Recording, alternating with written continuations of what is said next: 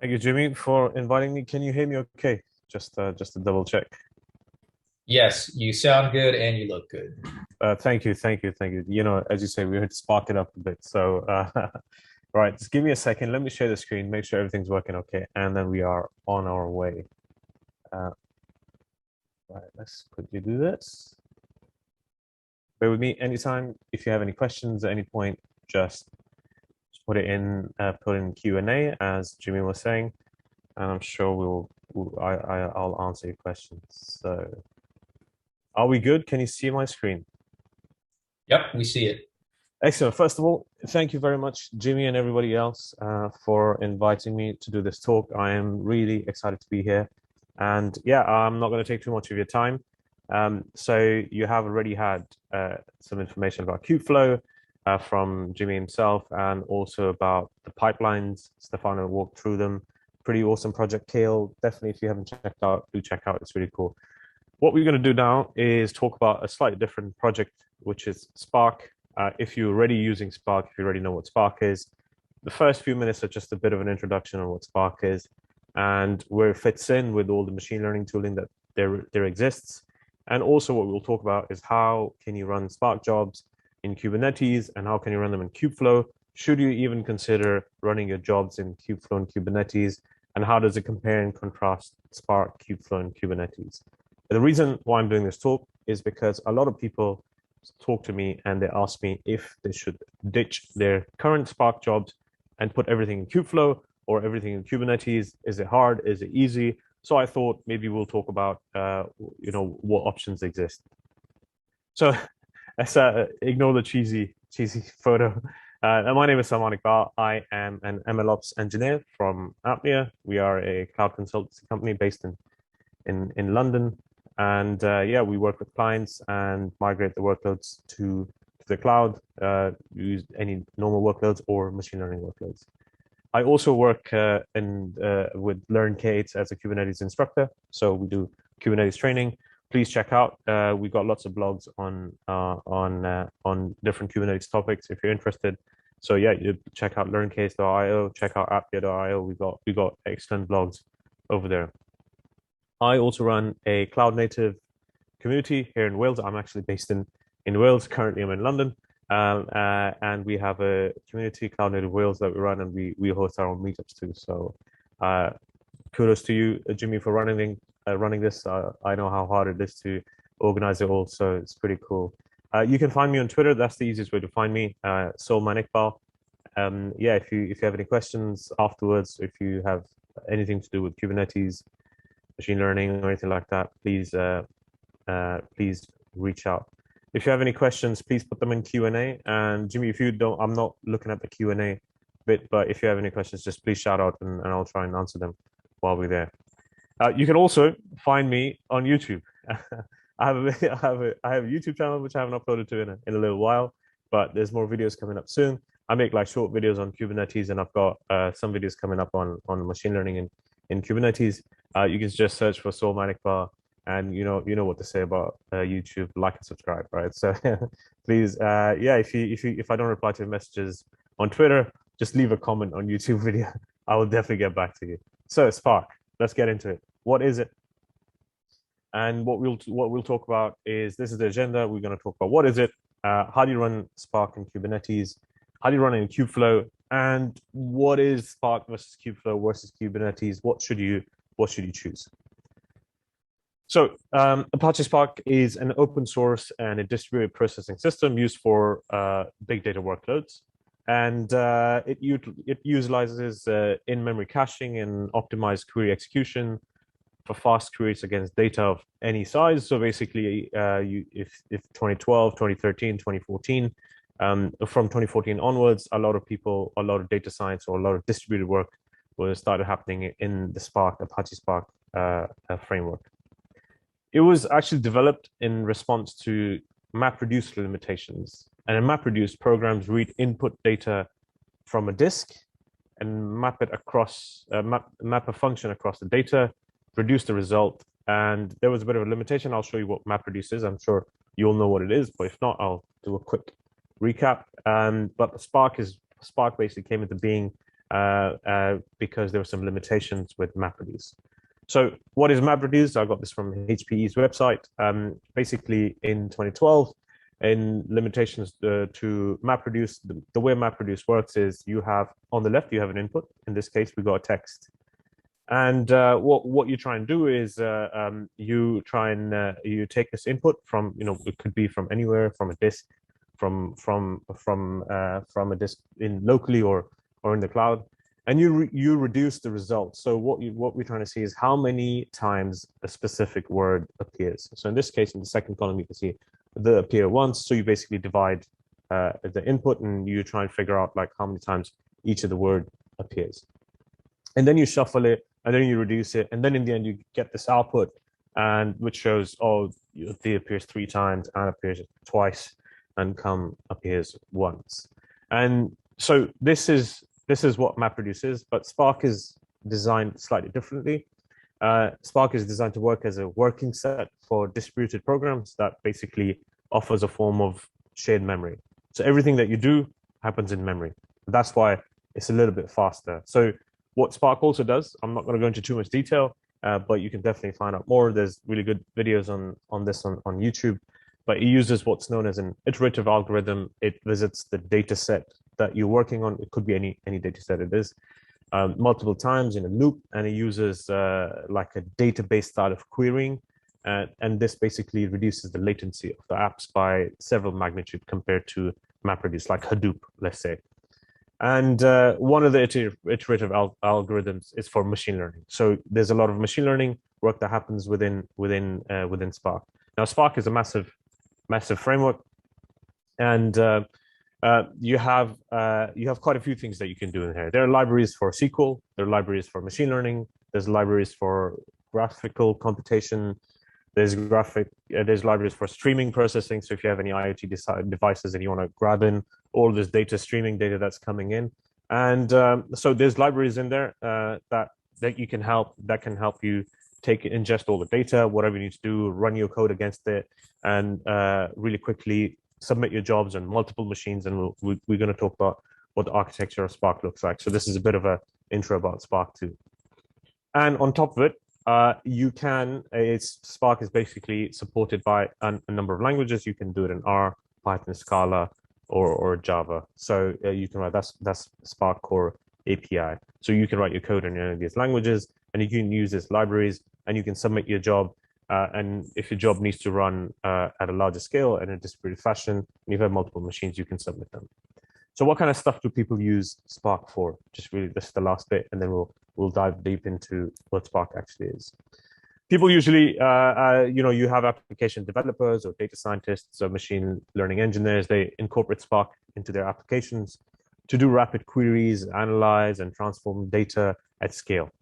And usually the tasks that they carry out include ETL and SQL batch jobs across like large data sets.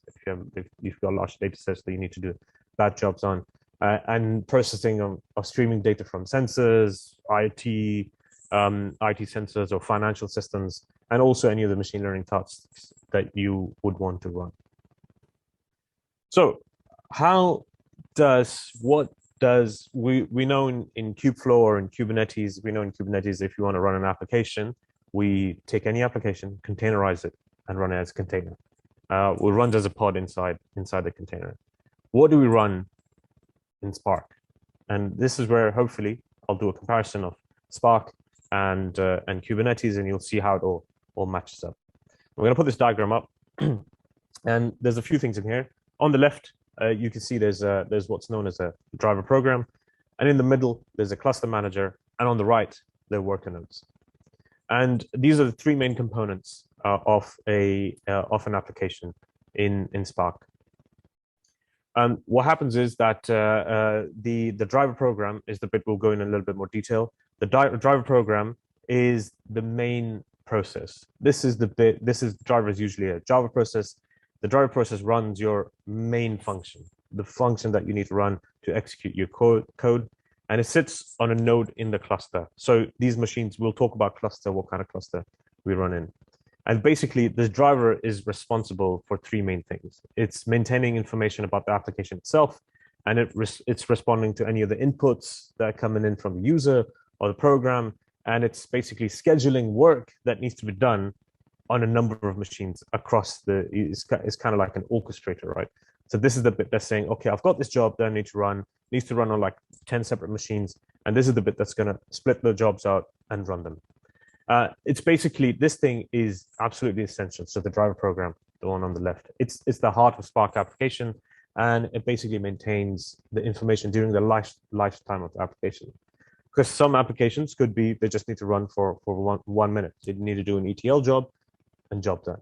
But some applications could be that you need to run every 5 minutes, run, execute, output result, and exit. So basically what this driver bit does is just executes the user code.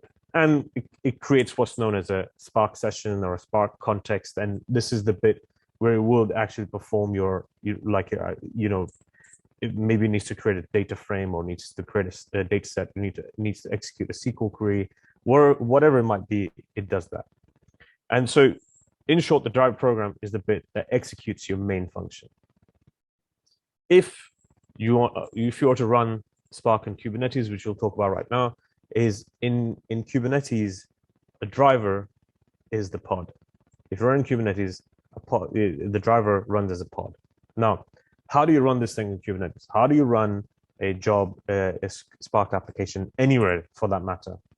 So this is the thing in the middle in the diagram at the bottom. You can see there's a bit in the middle called the cluster manager. Cluster manager is the bit that launches this application. Something needs to take that and launch that application. And the Spark application is launched with the help of this cluster manager. And you heard that there's 4 choices of cluster managers. So when you get to it, you can pick either a standalone mode. So it's basically part of the Spark distribution and available as a simple cluster management tool. Think like mini-KF, right? So if you want to run Kubeflow on your local machine, what do? You spin up a Kubernetes cluster on your machine, or Minikube, you can run that. So that's basically what standalone mode is. A standalone mode is basically is resilient. It can handle like failures, but of course, as you know, it's running on your machine, and you can't really scale it. You're limited to what's on your machine.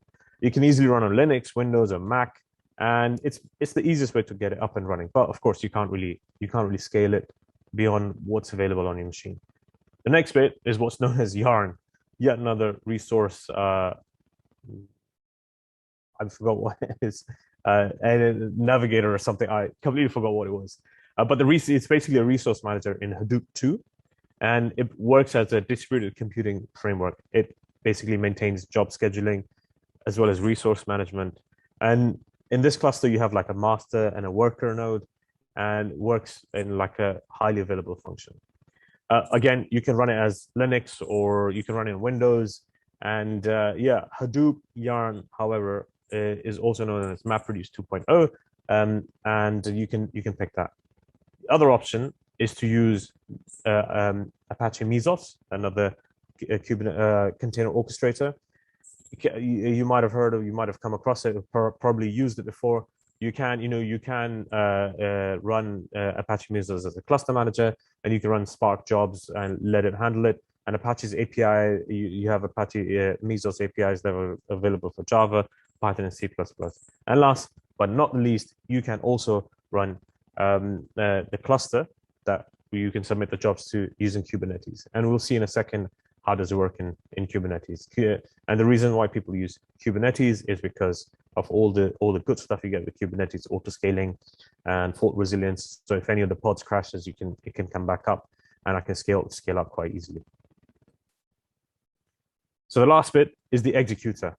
And the executor is the bit that resides on worker nodes. And these worker nodes could be, if you're think about Kubernetes, these are just pods. So the driver decides, I have a job, I have an application that I need to run, and this application needs to be spread over multiple CPUs. So it will basically spin up multiple pods and run them. Think about it, if you're in Kubernetes, if you have multiple nodes, it'll take those pods and run them on whichever node there is availability. So the executor is basically responsible for actually executing the work that driver assigns them. So actually running the user code. The driver program runs the main function, and the main function just calls the tasks that get run. So the executor calls the tasks. There's tasks in Apache Spark. So executor is responsible for two things: executing code assigned to it by the driver and reporting the state back of the computation on the executor back to the driver node. So the driver node can decide what it needs to do next. And these nodes, these worker nodes, are dynamically launched and removed by the driver as per required. And if you're running if you're running this stuff in Kubernetes, imagine somebody submits a massive job that needs a number of pods to be spun up. And in Kubernetes, you're using an autoscaler. You can spin up, run all your jobs, and exit whatever the job might be, and scale back down. In Kubernetes, these worker nodes are also pods. So your cluster could be of any size, 1 machine, 2 machines, 5, 6, 10, 15, 20, whatever it might be. But in Kubernetes, basically what we've got is the worker node is also a pod. So we have a driver, that's a pod, and worker node is a pod, and cluster manager is the API. And then is Kubernetes. And the Kubernetes API interacts with the Spark API to make it all magic happen.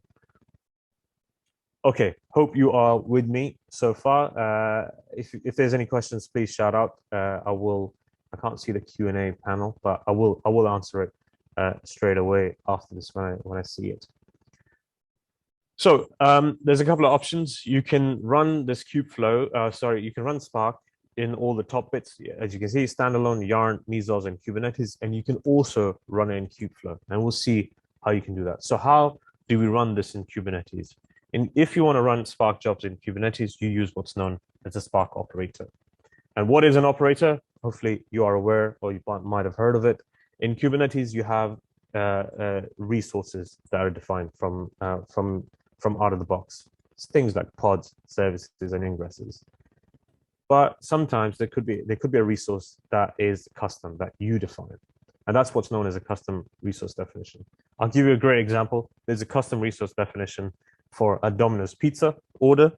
So you can install this operator on your cluster, and you can submit. You can create kubectl apply -f, and you can create a Domino's pizza order, and actually places an order to Domino's API, and you can monitor your order being processed using Kubernetes.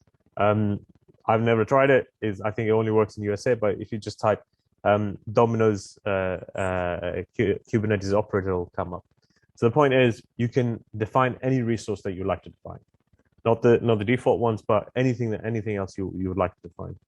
And then what happens is you write what's known as the operator in the middle, or the CRD controller. This is just your logic of what needs to happen when I create this custom resource definition. So when I create this pizza order, kubectl apply -f, Domino's pizza order, I have this pod that's running the logic of the operator inside the cluster, and is listening into the information being written into the Kubernetes database, which is called etcd.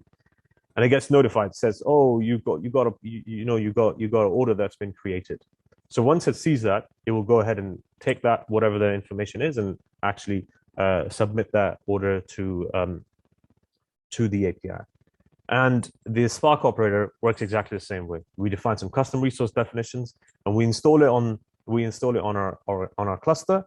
And then every time we create an application, a Spark application, I'll show you in a second, Spark application, the operator knows what it needs to do. This is where the operator kicks in and brings in the driver as a pod, and then the executor as a pod, and does all the communication between it. And the good thing about this is an operator always reconciles. So if there's a new change, it says 60 seconds, but if there's a new change, something's broken, or like a pod crashes, or something happens, you can pick it back up and bring it. So how do you install operators? It's like YAML files. Anything else in Kubernetes? Apologies if you haven't used Helm before, but in anything else in Kubernetes, you can take a YAML file and you can apply it in your cluster. So instead of running multiple YAML files, you can use Helm. Helm is a Kubernetes resource management tool, Kubernetes application management tool. You can take a number of YAML files and package them as an installer, and you can install it in one go rather than applying multiple files one by one. And it's called, and that's what Helm uses. And you can, if you want it to install, you can run this, you can add this repository for the Spark operator, and then you can just do an Helm install. And the thing is, what it does, it creates you this custom resource definitions, which are the new types that we defined, and a couple of pods that are just, that's got the logic of what it needs to do when it sees a Spark application. And the custom resource definition that it provides is a Spark application and a scheduled Spark application. The Spark application, as I told you before, is just basically a driver and an executor, and it executes it. And I'll show you what it looks like. Or a scheduled Spark application is exactly what you think it is. It's a Spark application that needs to run on a schedule every 5 minutes, 10 minutes, or 15 minutes, or whatever it might be. So once you have a cluster and you install this operator on, which is our custom logic, how do I submit my jobs, my Spark jobs to the cluster? You have two options. On the left, you see there's a CLI tool called Spark Submit. And on the right, there's Spark Operator. Spark Operator works the same way as any Kubernetes YAML file. You just do kubectl, apply -f, the Spark YAML file, and I'll show you a YAML file in a second, what it looks like and how you define your Spark application in there. And then once you apply that, you can go and monitor your applications. You can do kubectl get Spark applications. You can even look at the logs, and you can see the status of the jobs. You can see if it's completed, if it's errored, and all that sort of stuff. And on the left, you can use this Spark Submit. It's a CLI tool, and the only thing with a Spark Submit is you need to be able to connect to the master. You have to give this master address, the control plane address, and tell it where it lives, and you have to pass your credentials, and it takes it and runs it. The only thing is, on the left, there is no custom resource definition. Everything is running as pods. So managing the job is slightly hard. You have to go and check all the pods and see if the pods are run or anything like that. If you need to see the logs of the pods, you have to look at the logs of the application. You have to look at the logs of the pods. And on the right, the operator does exactly the same thing. Actually, under the hood, it calls Spark Submit to create the pods. But you have a bit of a nicer experience. You can do kubectl, get Spark applications, see the status of the jobs and everything. So this is the way you submit that. This is an example of me submitting Spark job using the Spark Submit. I know there's a lot of lines, but just ignore most of them, because all it is basically just defining what kind of stuff we're running. We need to pull the images and that. But if you look at the second to last the last line, that's where we define what kind of code we are trying to execute. We have a container called the Lightbent Spark OpenShift container, and then we're saying what file we want to execute inside that container. And this is the bit where it goes in and executes that main function that we talked about, which calls the executor and runs all the tasks there in it. So just really briefly, how does it all work? So if I have a client, so this could be me doing kubectl apply -f Spark application.yaml, or I can take Spark Submit. It takes it, goes to the API server. We know in Kubernetes, everything talks to the API server. And that takes that information and sticks it in the etcd database. And then other things get notified, the scheduler and the controller, the custom controller, the Spark operator that we defined. And all that does, it goes in and it creates a pod. You can see in the middle of the diagram, the Spark driver node A. It creates the pod for the driver. And then it sees what the job is and what the requirements for that job are, and it basically executes. It creates further pods, and these pods could be running anywhere. They could be running on one of the nodes. They could be running on multiple nodes. They could be running anywhere they like. And what does a Spark application YAML file looks like? I'll share the slides in the end. I've added in references how you can run it yourself. You can run this in Minikube itself. Is pretty cool. It's very easy to set up. So we will share the slides. All the information is in the end of the presentation of how you can run it. And you can see in here is we've got a normal YAML file, right? So we've got a kind called Spark application, and the only thing I'll point to is the image. You can see the image like halfway down. We're just running that Spark. This is just an example one. And what is the main application file we want to run? That's the application file we want to run. So when you create this container, you know what file you want to run. And there's more stuff to it, but I've like kind of cut it off. So this is how you create a Spark application, and a scheduled Spark application. All you need to do is you can add how often you want to run it, just the schedule itself. So yet again, I'm gonna just to repeat the process. What it is, you take this the Spark YAML file, or you might take your Spark submit it to the Kubernetes cluster using kubectl apply -f, and it goes in and creates all the pods, and you kind of have to manage it. You kind of at the mercy of the tools that you have available. You have got kubectl. You have to like kind of see, is my job running? Is it failed? And you have to monitor it depending on your monitoring tool. Another diagram for you here. Kind of the same thing. Just to summarize, if you want to run Spark on Kubernetes, you got two options: Spark submit or Spark operator.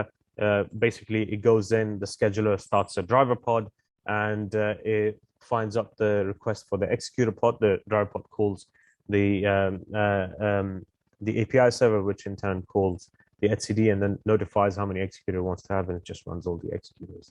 So that's how you run a Spark job in Kubernetes. How about Spark on Kubeflow, right? We're all about Kubeflow, right? How do we run Spark on Kubeflow? Surely there's got to be an option. So Jimmy was talking about Kubeflow earlier on. You can install Kubeflow on your local cluster. You can run minikf, and it'll spin up you a local cluster on your machine. Definitely highly recommend, if you've never played with Kubeflow, give it a go to minikf, try it out. But you can take the configuration file from the Kubeflow repository and install Kubeflow. And Kubeflow, as we know, installs a number of components. And the configuration file uses, it's kind of long, it's massive, right? Not massive, there's quite different components.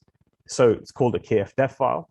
And you can use the command line tool called kfctl, and you can submit this to your Kubernetes cluster to install all these different components. The components that Stefano and Jimmy were talking about earlier on, right? So you want a dashboard, you want the pipelines, maybe you want the authentication using DEX. And one of the components in there is a Spark operator. So you can, if you install, depending on what your configuration is, you can install the Spark operator together with Kubeflow. Now, I'm not going to go into too much detail because Jimmy was saying next month you'll have in a lot more detail of what's going to happen. But you can, if you have a Kubeflow installation, you can install Spark operator to go with that.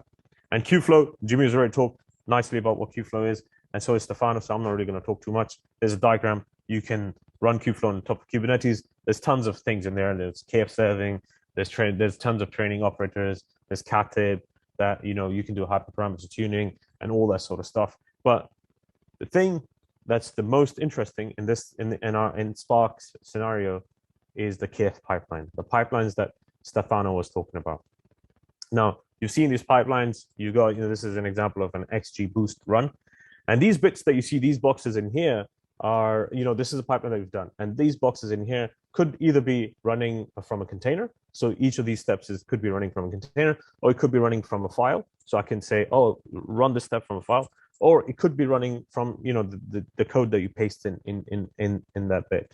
And, I'll show you an example. So these are the two options. I'll just put the two options out here. Now, a Spark application YAML file looks like this, right? I just showed you a few minutes ago. That's exactly what it looks like. So there's a YAML file, and I've created this YAML file, and this is the Spark pie I was showing you earlier on. This is just the YAML file for my Spark application. And if I've got Kubernetes, I can just take that kubectl apply -f Spark applications.yaml file and run it, and that's absolutely fine. And I can run that. But sometimes, maybe you want to chain the jobs. Maybe you want to rerun them again. Maybe you want to go and repeat the experiment that you did six weeks ago, but with different parameters. And this is where Kubeflow Spark operator comes in. Because you can take this YAML file, and this is, I'm just going to show you this Python code. I'm not going to go into too much detail. In here, you can load a component from file. And you can say, one of these boxes that you see in the pipeline is going to be this Spark application. That's beautiful. Then I can chain, I can have a dependency on one or the other, and I can get this pipeline to run this job and then run that job. If it wasn't for this, you can configure that in Spark as well, but you have a really nicely done then UI, you can pass your parameters, you can run it on schedule, you can go and check the history, you can take a snapshot of it. You've seen with Eric, you can see you can take snapshots of pipelines and you can run them again. So this is kind of useful. And then in the end, what happens is you can run your Spark application in a Kubeflow pipeline. That's great because all it does in the end is spin up pods for driver and executor. Beautiful stuff. Now, just to finish off, I know we're running out of time. So what we talked about is Spark. People use Spark to run machine learning jobs or any distributed jobs they might want to run in a distributed fashion. You can run these jobs in Kubernetes, and there's two options. You can run as Spark submit. So if you run it that way, you kind of have to monitor the pods themselves, or you can install you have to install an operator, or you can use the custom resource definition called Spark application. Spark application gives you the status of the job, is it complete or not. And you can also run, as I just showed you, Spark on Kubeflow pipelines. And now if you have never used Kubeflow and you say, oh, I'm only gonna use run Spark, and I don't want any of the components of Kubeflow, feel free to just use Kubernetes, just plain old Kubernetes, install your operator on there and submit your Spark jobs. But if you want to have like maybe a pipeline, maybe you want to create like a bit of a detailed pipeline using your Spark jobs, consider running Spark and Kubeflow pipelines, because you don't just get the pipelines. Perhaps you might also want to look into using other components that are available in Kubernetes in Kubeflow. Maybe you want to do some hyperparameter tuning. Oh, there's Khartib already there. You want to have a nice dashboard so you can log in and see what's happened to my jobs. I want to see the logs. You can click on the button and see the logs of each of the steps.